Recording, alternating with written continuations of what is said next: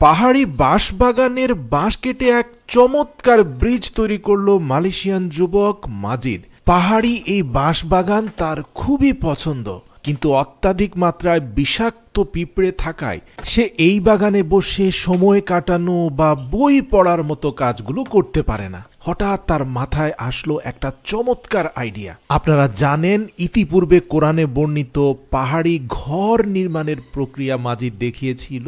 ধর্মপ্রাণ মাজিদ প্রতিনিয়ত কোনো না কোনো পদ্ধতি মানুষকে শেখায় কিভাবে প্রকৃতির মধ্যে টিকে থাকতে হয়। এই ব্যাম্বো ব্রিজ নির্মাণের শুরুতেই আমরা দেখতে পাই অসমতল বাঁশ বাগানের নির্ধারিত বেশ কিছু বাঁশের অগ্রভাগ সে কেটে নেয়। মনে রাখতে হবে, তার ব্রিজ হবে সমতল, কিন্তু বাঁশ বাগানটি হচ্ছে অসমতল একটা পাহাড়ি অঞ্চল। তাই তো এক একটি বাঁশকে এক এক উচ্চতায় কেটে সেগুলোকে নির্ধারিত দূরত্বে সমান্তরালভাবে খণ্ডিত করল। ব্রিজের মূল কাঠামো তৈরিতে মজবুত বাঁশের গোড়াগুলোকে পাহাড়ি বাঁশের বাকল দিয়ে শক্তপোক্তভাবে বেঁধে দিল। তার এই ব্রিজের মূল কাঠামোটা 100% স্ট্রেট না, কিছুটা সি শেপে তৈরি করা হয়েছে।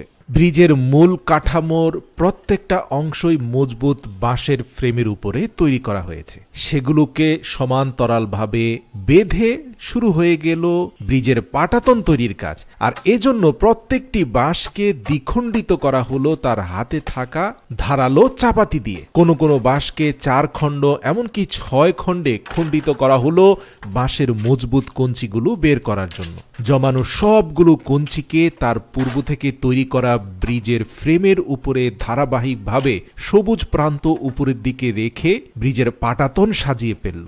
সবুজ বনে একেবারে প্রকৃতি থেকে নির্মিত বাঁশের সবুজ ব্রিজ দেখতে এক কথায় অসাধারণ। মাজিদ পুরো ব্রিজে বাঁশের কঞ্চিকে সমান্তরালভাবে সাজিয়ে সবুজ ব্রিজের প্রত্যেকটা কঞ্চিকে আলাদা অন্য আরেকটি বাঁশের ফ্রেমে মজবুত বাঁশের বাকল দিয়ে শক্তপোক্তভাবে বেঁধে দিল। মাজিদের প্রতিটি কাজে অত্যন্ত গোছানো এবং ধৈর্যের সাথে এই কাজগুলো করে। মাজিদ তার এই কাজগুলোর মাধ্যমে ব্যক্তিগত জীবনে সফলতার পথ মানুষকে দেখায়। কোনো মানুষ যদি ধৈর্যের সাথে একাগ্র চিত্তে নিজের গোলের দিকে এগিয়ে যায় এবং অলসতা মুক্ত ধারাবাহিকতা মেনটেন করতে পারে, তাহলে সে যা পরিকল্পনা করেছে সে চূড়ান্ত লক্ষ্যে অবশ্যই সে পৌঁছাতে পারবে।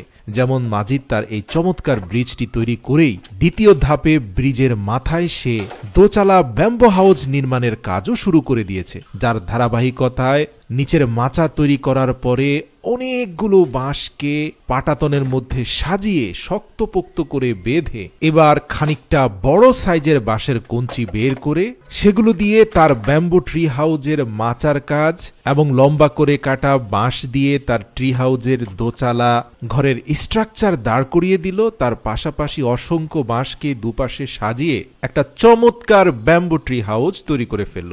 শুধু তাই নয়, এই ট্রি হাউজের দুই পাশে বাঁশের বেড়াও দিল এবং খালি থাকা অংশগুলো ছোট ছোট বাঁশের স্টিককে চমৎকার ডিজাইনে সাজিয়ে দিয়ে একটা বাঁশের দরজা লাগিয়ে দিল তার এই ঘরটাতে।